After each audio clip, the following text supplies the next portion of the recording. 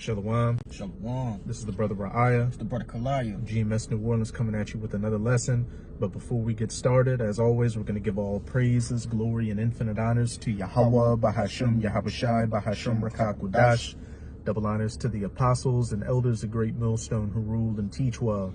And peace and salutations to you sincere Akim out there, pushing this word in truth and sincerity to the four corners of the globe. May you brothers endure until the end.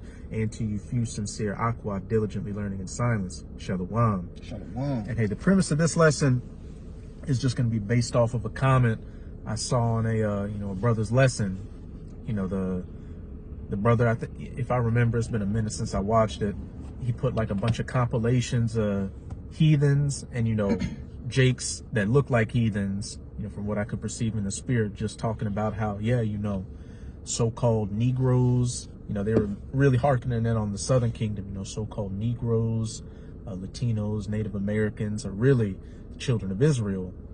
And, you've got that knowledge, becoming more and more prevalent out here as we get closer and closer to the end.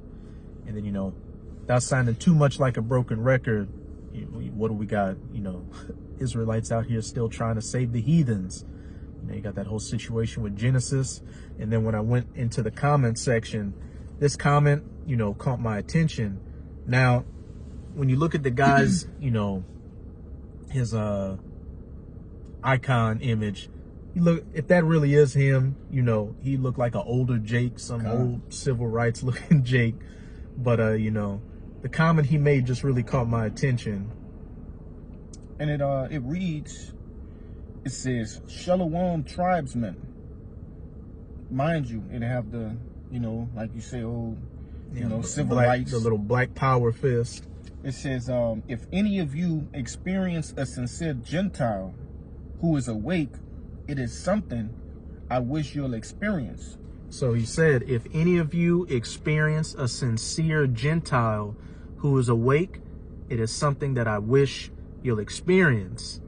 Now, from what I'm assuming, the Gentiles he's talking about are the heathen Gentiles. That's right. And, just what caught my attention is, Jake saying, what I take from it saying, hey, you've got sincere Gentiles out here, and it's a beautiful thing to see an actual heathen acknowledge that we're the children of Israel, which at the end of the day, all knees are going to bow to Yahweh Bahasham, Yahabushai, the elect, all the way down, to the rest of the nation of Israel.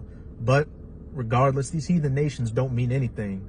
Their opinion doesn't mean anything, their wants and their desires and whatnot.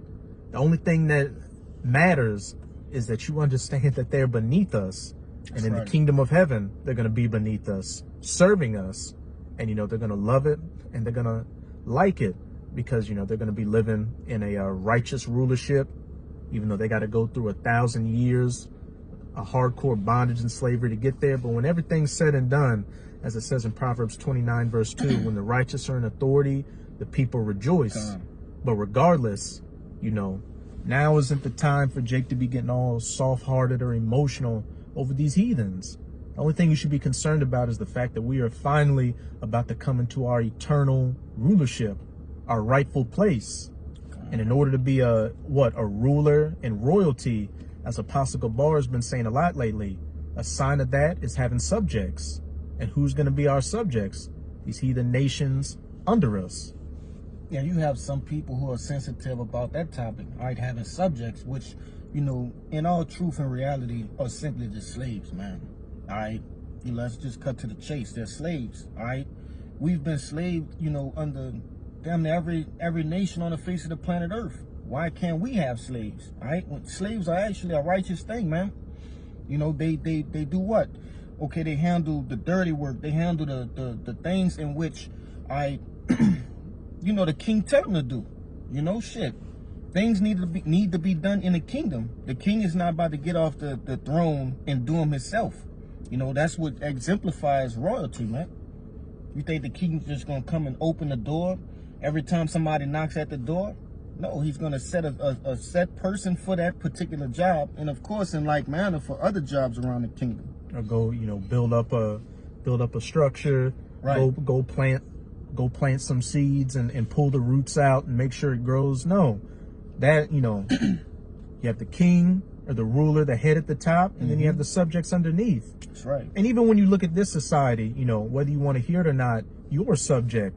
You're subject to your boss. You're subject to the job. You're subject to Esau. You're subject to the U.S. government. That's right. You do what they tell you to do. And if you get out of line, there are consequences for it. It's as simple as that. But we're going to start it off in Isaiah chapter 40, verses 15 to 17. And, you know, these are a lot of, you know, I would say, you know, milk scriptures and basic things that, you know, we go over all the time. But, hey, the topic just keeps coming up, especially with these Genesis reprobates saying that, oh, if a heathen, a sincere Gentile believes, you know, it's a beautiful thing to experience, hey, they're going to get, you know, beamed up on the chariots with us, which is not the case at all. God.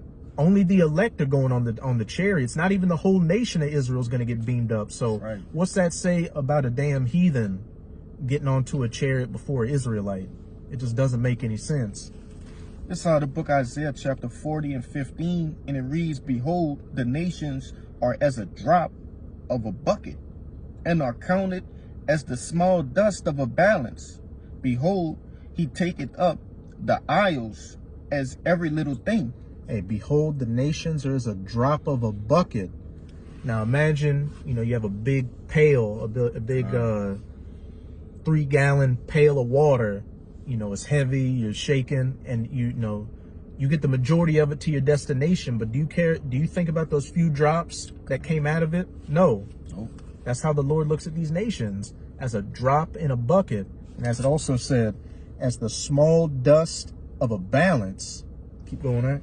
God, it says, verse 16, "And Lebanon is not sufficient to burn, nor the beast thereof sufficient for a burnt offering. All nations before him are as nothing, and they are counted to him less than nothing in vanity." All nations, all heathen nations, before him are as nothing, and they are counted to him less than nothing in vanity. Contrary to popular belief, these other nations were simply created to serve the children of Israel. You know, what it is with the lie, this is my opinion, with a lot of Jakes, is, you know, the Lord made us perfect. You know, he said Jacob was a plain man wanting nothing. And when you go into that word plain, if I remember correctly, I mean, he was complete in every way. You know, complete emotionally and intellectually, everything. And, you know, Jake has that compassion. And Jake thinks that because they're a compassionate person, these other nations have these same thoughts and ideologies and feelings as Jake, which is not the case. The heathens are animals that can speak. God. Hence why when you look at their rulerships and how they operate, how do they operate? As, you know, animals, as like beasts. Beasts, exactly. You got the Moabites eating live eels and crabs out here. And let's not, you got what? Elam, the East Indians, having cow dung parades where they worship cow shit and cook it and eat it. And then let's not even, you know, we could be here all day talking about Esau, the basest of men, who clearly shows that, you know, compassion, humanity, or humility is something he doesn't have, especially towards you Israelites. So it's a futile effort to try to, you know, take your emotions and feelings and, you know, intellectual ideas on things and try to put it on these heathens, which is the Lord did not create them for that capacity. He created them to serve under the children of Israel.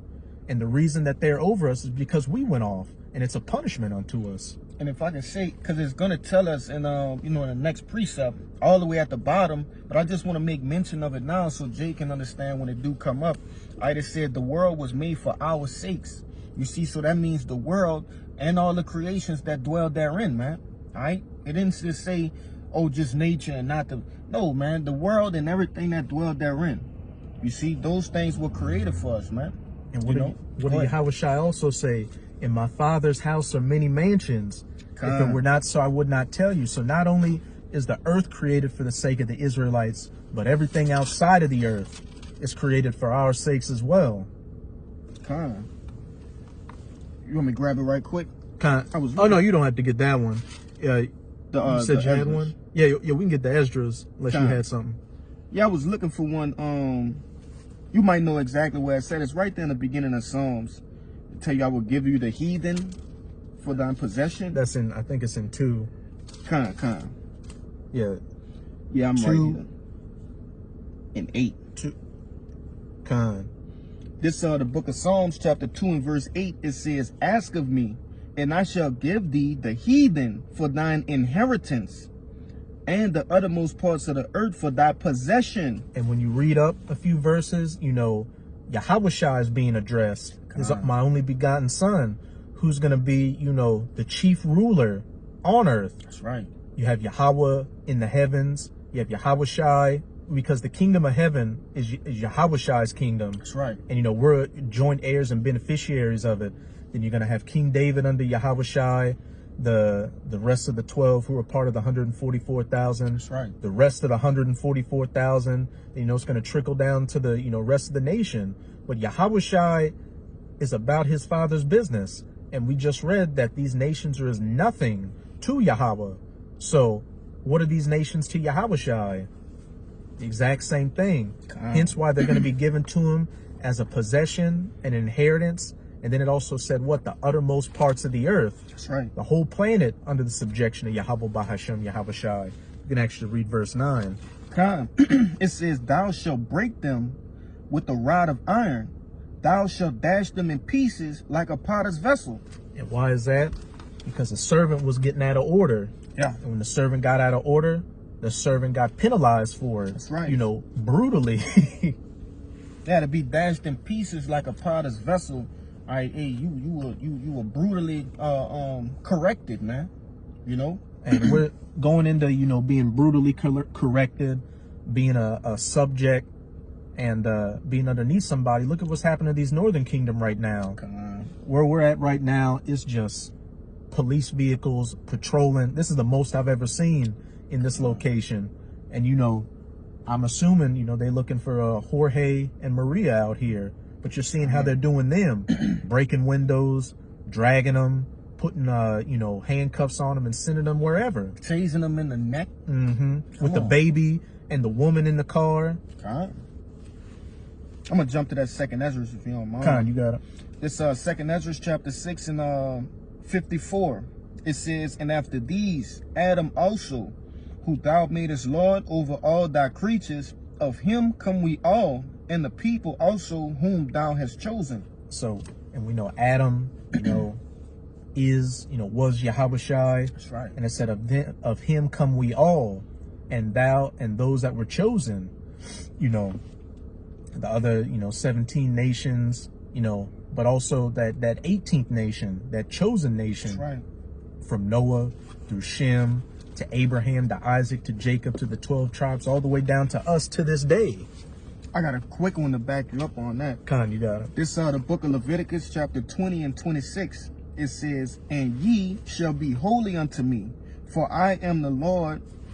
So like it, "For I the Lord am holy, and I have severed you from the other people, that ye should be mine." And we know that word holy is Quadash, which means separate. Which I was going to get this one too, but you know, that segues into it. Deuteronomy 7 and 6. "For thou art an holy, a separate people under Yahweh thy power. Yahweh thy power had chosen thee to be a special people unto himself, above all people that are upon the face of the earth." So a master and a subject. And the Israelites are that chosen line, that holy line, that is the master, while everything else is subject underneath us. Yeah, I'm gonna get back to it. Okay. This verse, this back in 2nd Ezra chapter 6 and 55, it says, "All this have I spoken before thee, O Lord, because thou hast made us the world for our sakes." Thou hast made it the world for our sakes. Hey, it's like Tony Montana told Manny was his his main man when they were in the car, and he was like, you know, they were just talking. You know, Manny was happy just to be, you know, underneath Frank. You know, hey Tony, we're making money. You know, let's just stay in our place. Not saying Tony Montana was a righteous man, because he was a demon. But what he said was powerful. He said, so Manny asked him, "What do you want?" He's like, "I want the world, Chico, and everything in it." And then, you know, he saw the blimp after he took Frank out that said the world is yours. Con. And hey, the world is ours, and we want everything in it, including the people. That's right, man. Verse 56, it says, and as for the other people, which also came of Adam, thou hast said that they are nothing, but be likened unto spittle, and has likened the abundance of them to a drop that falleth from a vessel. So we read in Isaiah 40 that they're like a drop that falleth. It mentions them being as a drop that falleth again, but it gets even, more specific. It likens them unto spit. That's right. And, a spit is, when you spit out of your mouth, that's something you want to just get away. It's something that's aggravating you, so you spit it on the ground, and you don't give a second thought to it. That's the Lord to these nations out here. Again, he created them to be our subjects. Nothing more, nothing less. Yeah, there's no salvation for them, man. They're not being saved. You can't sneak a Edomite on a chariot, man. That ain't gonna go down. The closest they're gonna get to salvation is living under righteous rulers. That's it. And they're gonna love it. This is verse 57. Yeah, you can read it all the way down. It says, and now, O Lord, behold these heathen, which have ever been reputed as nothing. Which have ever been reputed as nothing. Con. It says, have begun to be lords over us, and to devour us. But we, thy people, whom thou hast called thy firstborn, thy only begotten, and thy fervent lover, are given into their hands. If the world be now made for our sakes, why do we not possess an inheritance with the world? How long shall this endure? And hey, we're just about at the end of it. But it said what? The world was made for our sakes. And when everything's said and done, when Yasharallah is set back up in its rightful place, everybody else is going to be in their rightful place as well, which is underneath the subjection of Israel. So, there's no need. I'll say, hey, heathen, actual heathens, like, look, you're the children of Israel. I accept you as that. Hey, that's all fine and dandy. But at the end of the day, your opinion doesn't move water, so to speak. We know we're Israel, and we know that the kingdom's coming to us, and you're going to be subject unto us. And it's as simple as that. Just get ready for slavery. That's all. That should be your whole concern as an actual heathen. Just getting ready for slavery. That's it, man. You got it. You had any other points you want to make? No, that's it. Hey, so with that, we hope you sincere Akim and Akwath were edified by this lesson. And again, before we get out of here, as always, we're going to give all praises, glory, and infinite honors to Yahweh, Bahashem, Yahawashi, Bahashem, Rekakwadash. Double honors to the apostles and elders of Great Millstone who rule and teach well. In peace and salutations to your sincere Akim out there, pushing this word in truth and sincerity to the four corners of the globe. May you brothers endure until the end. Shalom. Shalom.